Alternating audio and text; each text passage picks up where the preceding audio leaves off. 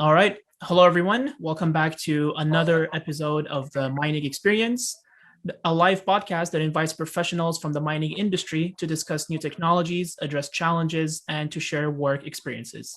My name is Mohammed, and I'm going to be your host for today.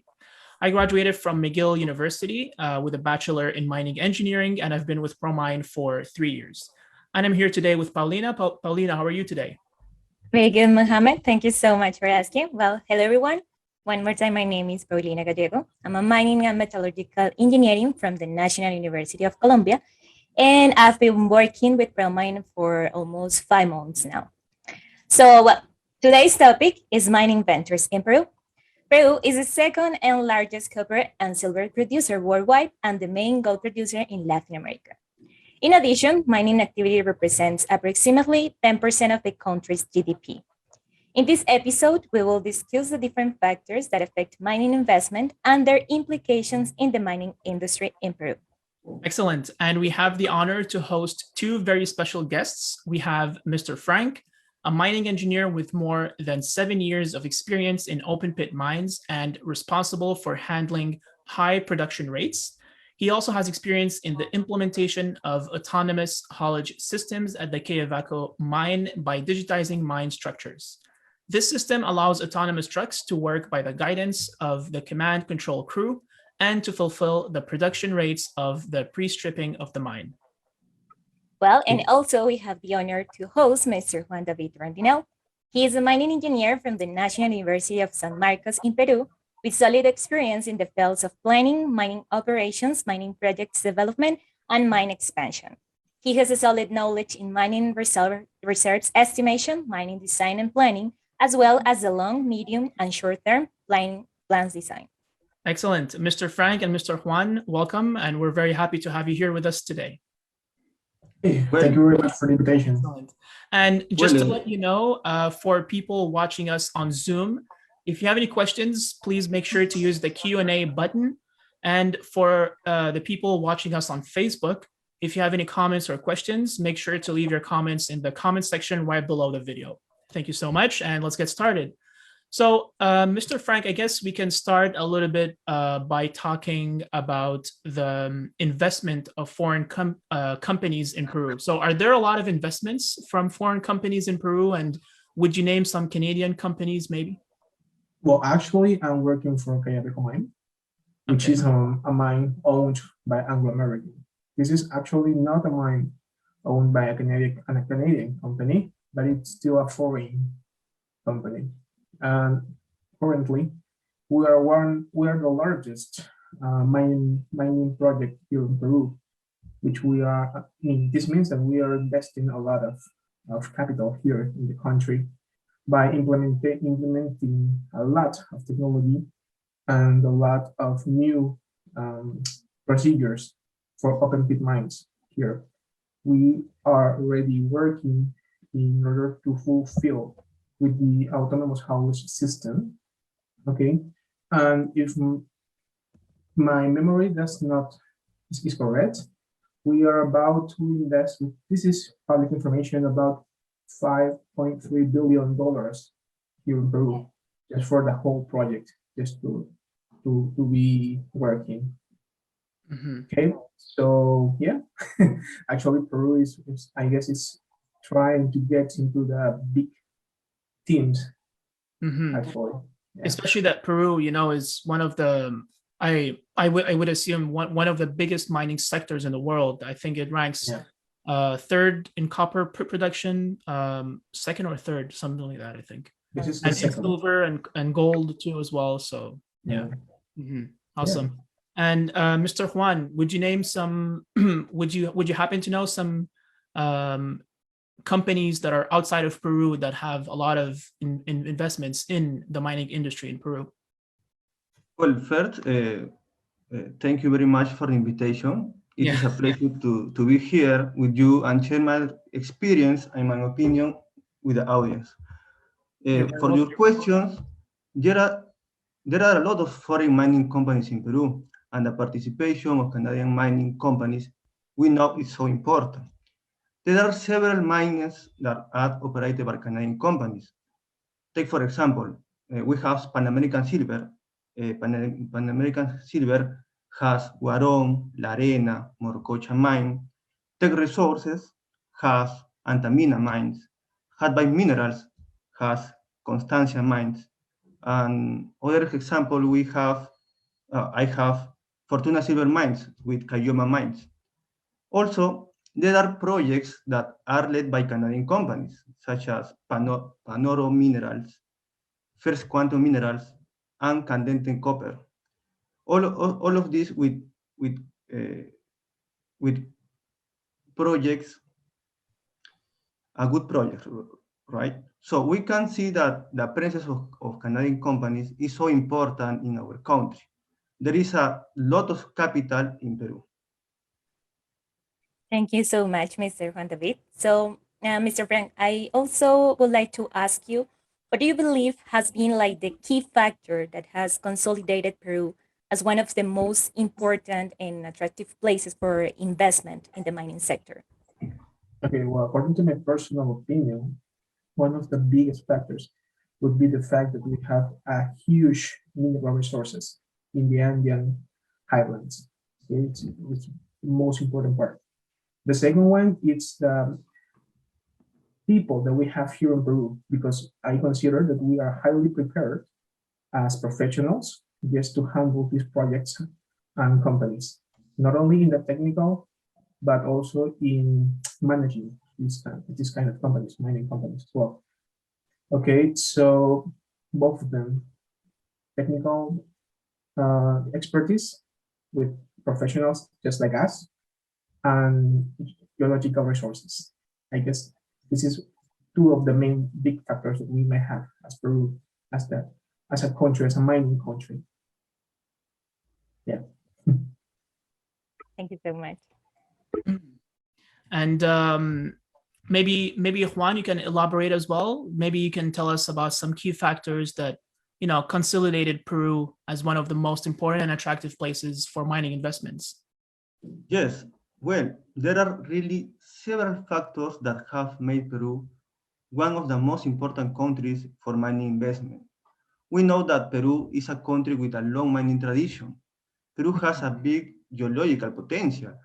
We have the Andes, and we know the Andes is the principal source of mineral resource. In other hands, Peru is the first country in the world in silver reserve and the first places in other base metals. Peru has continuous economic and political stability with an open and stable mining regulatory. Proof of this, there are approximately 48 mining projects in Peru, most of them led by foreign companies. So all these reasons show us that Peru is a mining country and very attractive for mining investment. Absolutely, yeah. And Juan, I know that you have been working a lot in underground mines. So how do, generally speaking, how do underground mines perform in Peru? Peru has a strong underground mining culture of hundreds of years. In the last decade, has taken a transformation of what? To a transformation from conventional mining to mine mechanization. What happened with that? This provides a large potential for reduced cost, faster development, and safer mining. Take, for example, before in underground mine, we use a lot of manual drilling equipment, such as the popular jacklets. No, we use jumbos, automated jumbos. To load the mineral, we use a remote control scoop tram. In other hands, the use of software in underground mine, now we use optimizer to generate economic and optimal stops and generate optimal sequence of mining. Now the Internet of the Things is being implemented, and soon, in I think few years, autonomous equipment will be used in underground mines in the same way of the open pit mines. In conclusion, the performance of underground mines in Peru is on the way to digital transformation. Yes, I can imagine that, especially that, like you said, it's one of the biggest mining sectors. So it's very I would assume it's very normal that a lot of innovation would happen, and yeah, it's interesting to hear about that. Yeah. And Mr. Frank, I know that you, on the other hand, you're very involved in open pit mines. So how do they perform generally, open pit mines in Peru? That's a good question, actually. Well, according to my point of view, open pit mines are the ones that produce the largest production of, actually here in copper or even gold. So, in my opinion, I guess that the culture, just as Juan mentioned, it's principally underground. But as we start developing these kind of technologies and open pit mines, we started growing as a mining country because of the fact that the largest quantities of tonnage you move, the largest production you're gonna develop. Thus, you're gonna produce even more uh, copper or silver or gold production. Okay, this is first. Secondly, also in my experience, I worked for a open pit mine company, which is one of the oldest ones here in Peru, which was Antapacay. Antapacay was like, it has like a legacy from the entire mine, which was um, one of the oldest copper pit, an open pit mines here in Peru. So yeah, we've been transforming the mining industry by working first with really small equipment here, just to move off all of the copper or silver or mineral resources that we have. Okay, and after that, we've started growing with this kind of equipment. So I might say that now we are working in a large scale of production. Beside, after that, I would also like to add that now with the new project that we are developing, which is Quellaveco mine, we are running into the digitizing of the mine operations. Why? Because although we are still working on large scale projects on open pit mines, we are now automatizing this industry. How are we doing this? We are working actually with autonomous haulage system, which is one of the largest, this is gonna be the first mine here in Peru working with this system. Okay.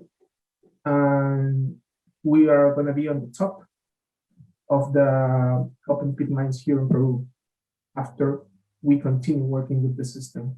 Also, for Anglo American, which is the company owning Quellaveco, it's going to be the first project which is going to operate by using the system. So yeah, we are leading, we're transforming the mining industry right now here in Peru. As I mentioned, we started by working with this small fleet and open pit mines, and now we are on a large scale, and also we are working on autonomous haulage system. Yeah, and yeah, we are trying to do our best just to be on top of the mining industry. All right, thank you so much, Mr. Frank. So, well, now regarding to the Peruvian public policies, I would like to ask you, how do you think they are like helping drive the mining industry now? Well, actually, the public policies that we have, it's a good question also.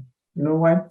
My fiance works for one of the, I don't know if it's a company, but she works by um, on a don't know how to say this. It's like a company, and they try to give us a policies in which mines need to work. Also for underground and open pit mines.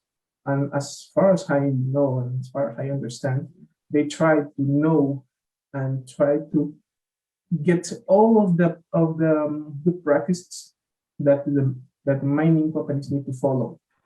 Okay, for example, on underground, about ventilation, about rough mechanics, or anything related to the security or safety of the mine, they try to give us the good policies and good practices just for them to follow them. And in open pit mines, it's also going to be the same.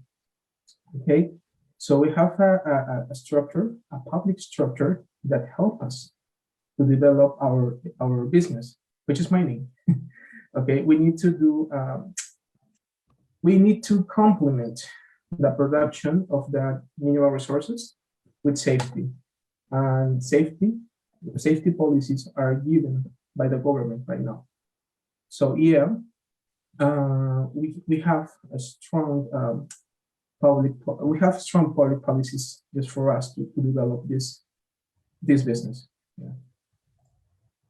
All right, so thank you so much. So, Mr. Juan David, do you like to add something else? So, how are the Peruvian public?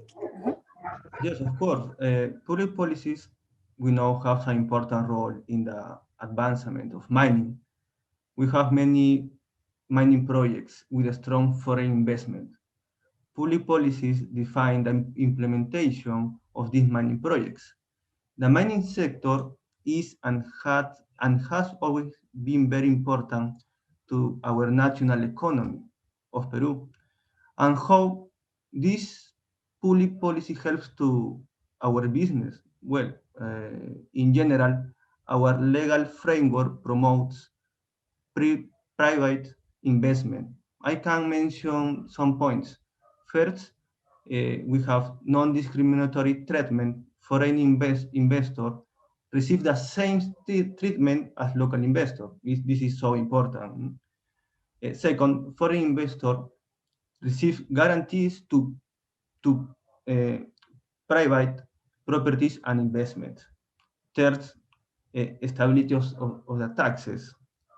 Finally, companies are freedom to access internal and external credit. Now, the new government must continue to support the investment in mining. Let us remember the Peruvian mining represents approximately 10% of the GDP and generates more than 1 million of jobs. And it will be vital for the reactivation of the economy in this COVID scenario. Especially that Peru is a big export in mining as well, right? In the mining industry is a huge. Peru is one of the biggest ones. 60% of its exports is for, yeah, it's a huge deal. Mm-hmm. And 60% is a lot. Yeah, absolutely. Mm-hmm. Yeah. So moving on a little bit from investments, we would like to touch on the software aspect. So given that, you know, mining in Peru is considered very, very important, there must be very much advancement in technology as well, you know, like in software, whether it's software, machinery, but looking at the software part, how important is it to have a good mining or geology software in Peru's mining industry, and how does that make a difference? Well, in my case, I use the software every day in my work. The use of software today has become essential. The use of these tools allow us to make calculations that in a traditional way would have been impossible. From the estimation of mineral resource, which allow us to have more accuracy. Take, for example, in a geostatistical estimate with block model, if we compare to a classic estimate with less maybe reliability. And then we have the estimate of reserve, which we can generate economical and optimal stops And if we want, we can change the input and generate different scenarios of these solids. In the case of underground mines, we can do now 3D mine designs. How it help us, which allow to carry out less development length, and for this less cost. After that, we can perform any kind of mining sequences of design or production, and we can choose the optimal NPV, for example. And for this reason, the use of software is vital in our business. Yes. I have a question for you. Would you say, is it more important to have a software that's capable of doing everything? Well, and by everything, I mean from stage 0 in mining exploration all the way until reclamation? Or would you prefer to have a user-friendly software, or both? Maybe both, but I am in complete agreement with you. The use of software needs to be friendly. Absolutely, yeah. I work with operator, with technical, with engineering, and we need to have a software that is easy to do. It's easy to processing our population. Yes, absolutely. Especially that, as a mining engineer yourself, you probably don't have much time to, spend 3 hours a day learning a new software. You want something that's easy to use, and at the same time would allow you to get your, good results. Yes, it's important not waste time. We need Absolutely. we need to have a friendly software. For sure. Mr. Frank, how do you think that mining or geology software is important, and how does it make a difference in your opinion? Yeah, well, actually, I also agree with Juan and you guys. Well, actually, I also work with softwares in order to optimize the resources we have, but no mineral resources, just to optimize the haulage and the shovel resources that we have. Okay, so for example, just to mention, just one of the topics that I used in the past, which was the dispatch. The main purpose of using this kind of softwares is to optimize and use our trucks and shovels the best way we can in order to save a lot of costs that might impact into the final cost of the mineral production first. Secondly, this way we are gonna save a lot of capital costs, like for example, fuel, because in open pit mines, fuel is one of the biggest costs that we might incur for our trucks to run into the pit. If we talk about it, fuel cost might represent, if I'm not wrong, it may represent like 40% of the total cost of the mine operation. So this way, we are gonna avoid queues for our trucks to waste time on shovels. And secondly, by working with this kind of software, we're gonna save also capital expenses in tires. Why? Because this way you can provide that the truck and consequently your tires are gonna perform the best way you need it. Okay, just talking about costs. If you use these softwares in a proper way, okay, you might avoid, for example, spending a lot of money in fuel and also on tires in the way that, for example, every single tire of the truck might cost like about 40 grams. So if you have like a fleet of 60 trucks or 100 trucks, and if every single truck has 6 tires, you have a lot of money on tires. It's a huge amount of money that you need to save on tires. And this way, we need to optimize the way we use the truck, which is going to be the main structure and the main capital fleet that we use in open pit mines. Okay, first, and secondly, now in this new project that I'm working on is like the way how you are gonna try to work with autonomous haulage in an autonomous haulage system, because also this this mine that we're gonna work through, Quellaveco, needs to have a twin, a digital twin. So how do we produce this digital twin? With the software. So whatever happens in the mine physically needs to be represented in the digital twin.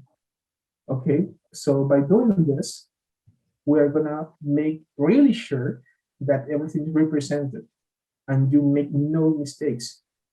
Not talking about production, but talking about safety. Because if by a human mistake, because someone didn't represent a little detail on the software about what is happening on the mine in real time, you might cause an accident. And that way you're gonna lose not only you're not only gonna produce like the damage on the truck, but you're gonna lose capital costs by not producing what you need to produce when you mine on the with shovel and the tracks. Okay, so yes, mining softwares are the ones that help us. For us, as the mining professionals, just to optimize our resources. The one from that are related to the fleets, trucks and shovels. Okay, I fully understand that we need to talk like in conversation with mineral resources softwares just to optimize what we need to mine, but also we need to have this kind of softwares that optimize the fleet the fleet that we are managing. Okay, because it's like a marriage. You have the mineral resource, but you need to mine it. Okay, but you mine the resources with your trucks and shovels. So this way, the mining plan designs are going to be fulfilled with these operational softwares that might help us to have a low cost production for our mineral resources. Yes, absolutely. Because everything when you start right, you can continue right.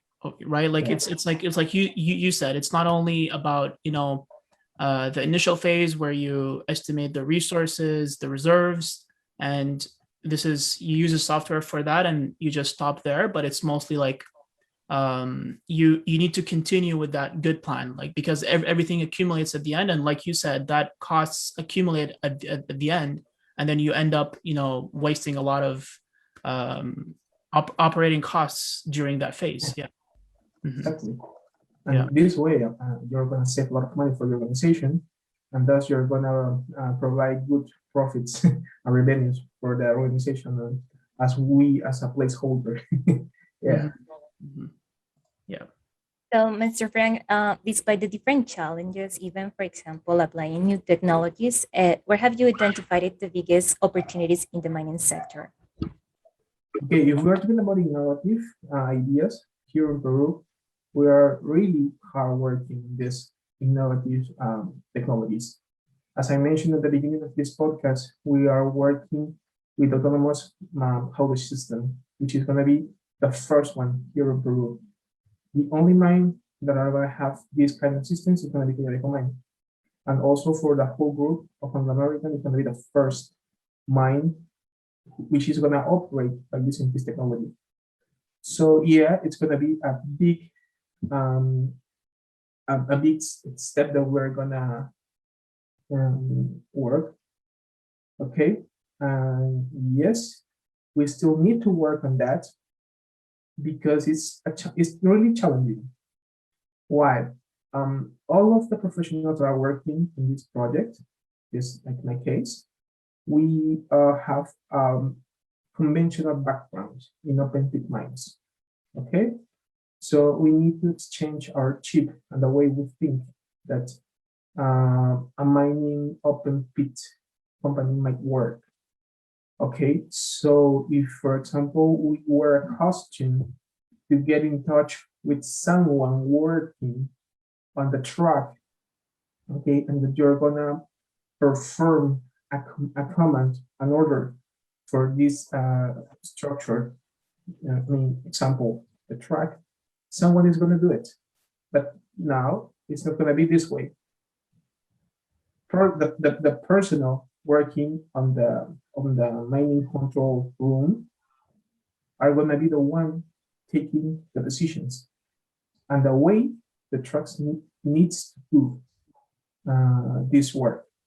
Okay, so yes, it's really challenging just to figure out how we are gonna exchange this culture of having like the truck operator into a truck which doesn't think but do whatever you need to do, okay, by fulfilling some commands, by fulfilling some rules or structure that you are gonna fit into the system, okay.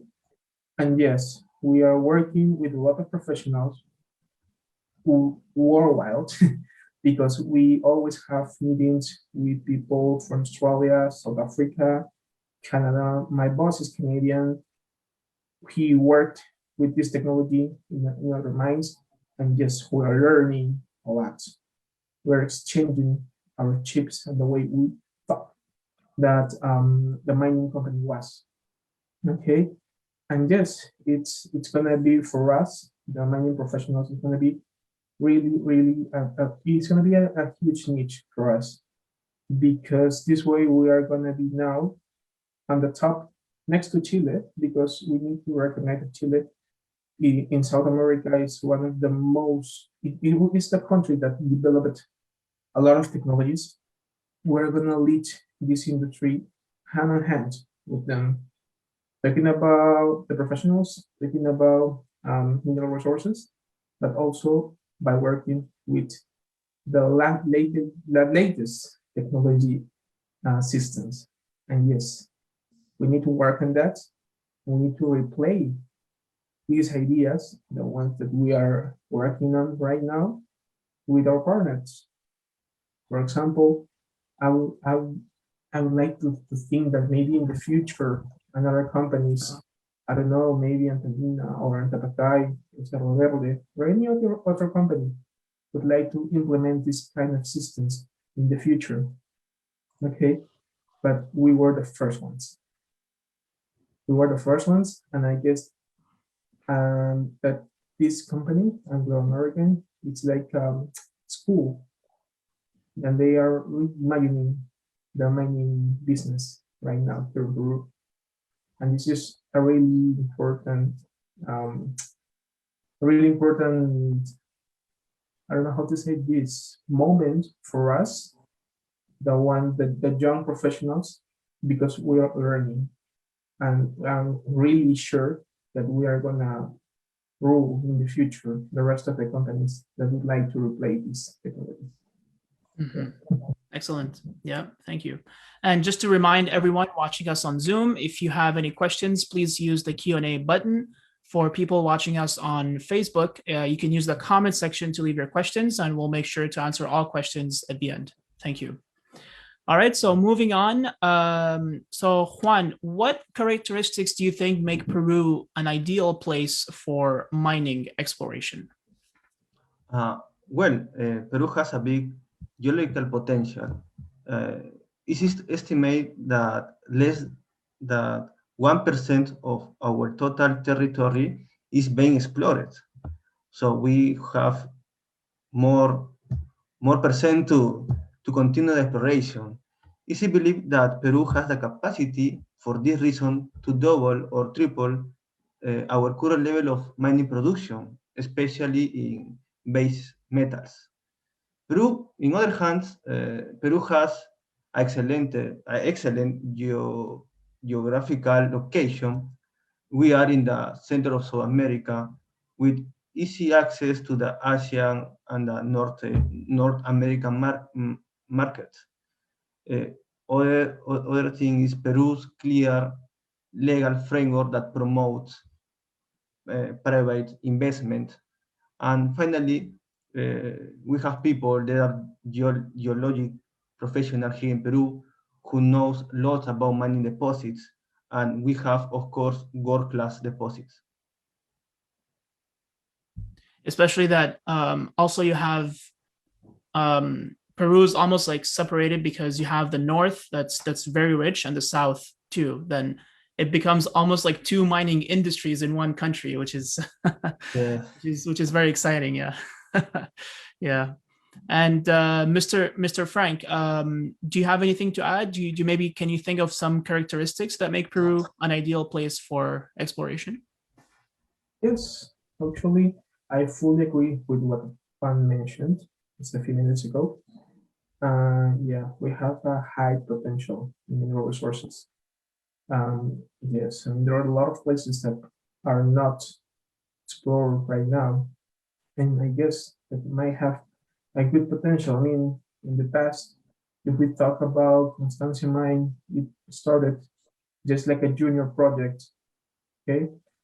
So after a lot of investigation and researching, they figure out that it was a huge project.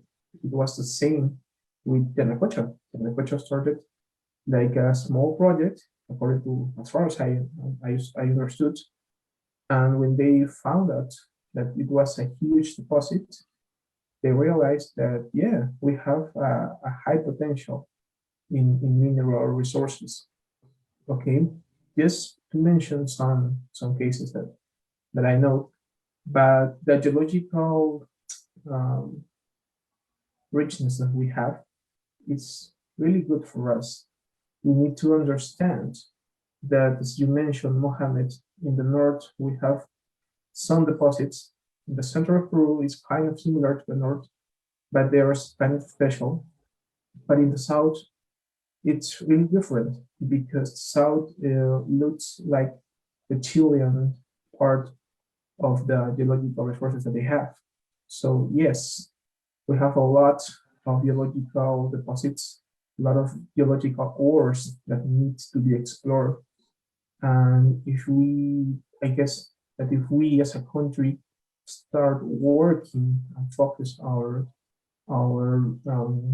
efforts just to explore and get more deposits, we are gonna start growing our career as a mining country. And yes, I also strongly believe that our professionals, our partners, the geological engineers, are doing a good job here because they know that Peruvian geological history is really rich, and it's gonna be replayed into the deposits that might be discovered in the future. Yep. So thank you, Mr. Frank. So last but not least, based on your experience, I would like to ask you what innovative ideas have, for example, foreign mining companies implemented in the Peruvian mining sector? Oh, okay. Once again, as I mentioned before, we are working in the autonomous haulage system right now here in Peru. Not also in the haulage system, but the drilling system right now. So Quellaveco mine is gonna be one of the, it's gonna be one of the mines that are gonna work in a digital world right now. So yes, we are trying to get more expertise from foreign professionals that are teaching us, and we are learning from these experiences the way we need to innovate these technologies into the autonomous and digital in mining world. And yes, we also need to understand and exchange our chips, as I mentioned before, from conventional mining companies into autonomous companies. There are a lot of reasons for us to work on innovatives, but I guess that the most important one is the one that we as professionals get easily.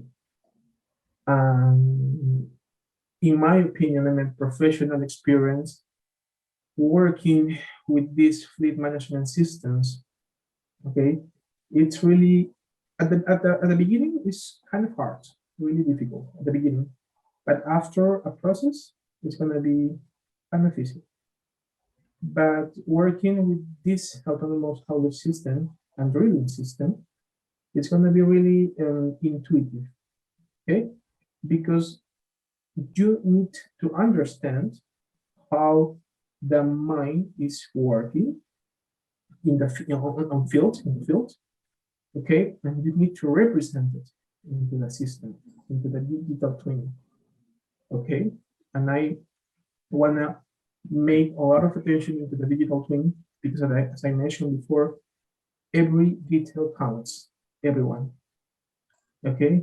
So yes, the innovative and the innovational that we are working on, it's gonna help us just to start growing as a mining country. And yes, we need to work on that, focus our efforts on that. That's what I would like to say. Thank you so much. So, Mr. Juan, do you want to add anything else? So, about what any other innovative ideas do you know has been implemented in the Peruvian mining? Yes. In general, the search for optimization, cost reduction, and security brought the use of new idea, and with it, technologies. Take, for example, the use of software, autonomous equipment, electrical equipment now, tiny recovery, the use of ore sorting, for example, are some examples of this. Thank you so much. All right, so I guess we can check the Q&A section here. It looks like we have a question on Zoom. So Mr. Juan, I can direct this question to you and you can elaborate on it. So the question says, what do you think are the features of a new underground mining software that makes it stand out from the competition? We have seen an Australian-based software increase its market share versus long-established packages in Peru. So I think what the question is trying to say here is what features are really stand out in a mining software? Well, all the mining software, all the package do the work for in my case for planning engineering. I think that what is the key factor of maybe one software is increase its participation is decrease the process to generate the job. We usually use several commands to perform certain activities, but newer software has implemented this in less time with direct tools to perform it. Yes. Mr. Frank, would you like to elaborate maybe? The question, I can read the question again. It says, what do you think are the features of a new underground mining software that makes it stand out from the competition? We have seen an Australian-based software increase its market share versus long-established packages in Peru. Well, I also agree with what Juan mentioned. I mean, Juan is, I guess, really good in underground operations. Yes, there's anything that I might add, because my expertise is really not related to underground. But yes, fully agree with what Juan mentioned. Yeah. Due to his great experience that he may have. And yes, that is the only thing that I may say. Awesome. Yeah, that totally makes sense. Yeah. And let's check Facebook to see if there are any questions here. I think no, we're good on Facebook. Just that one question on Zoom. And thank you for your answers. Yeah. Yeah, thank you so much. So, well, I think with this conclude our podcast today. Thank you everyone for attending. Also, thank you so much, Mr. Juan and Mr. Frank, for sharing your experiences and thoughts with us. We really appreciate you being here. Thank you. Thank you. Thank you very much for your attendance. Really appreciate it. Thank you guys for the invitation. I really appreciate that you consider us for this meeting. And yes, exchanging ideas will always be the best way is to get more knowledge. Absolutely. Once again, thanks. For sure. Yes, absolutely. Thanks again, and wishing you a great week ahead. Thank Take you. care. Thank you. Thank you. Bye-bye. Bye-bye. Bye.